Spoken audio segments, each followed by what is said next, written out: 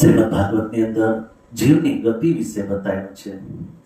શ્રીમદ ભાગવતના 10મ સ્કંધની અંદર કહે છે, એક પ્રસૂયતે જંતુ એક એવ પ્રલીયતે એકોનું ભુંક્તે સુકૃત એક એવ ચ દુષ્કૃતમ.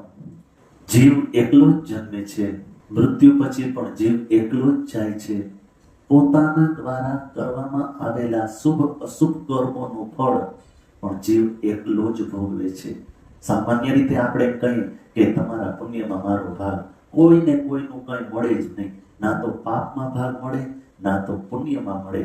શાસ્ત્ર કહે છે કે જેણે જે કર્મ શુભ અને અશુભ કરેલ છે એનું ફળ જીવને એકલાને જ ભોગવવાનું હોય.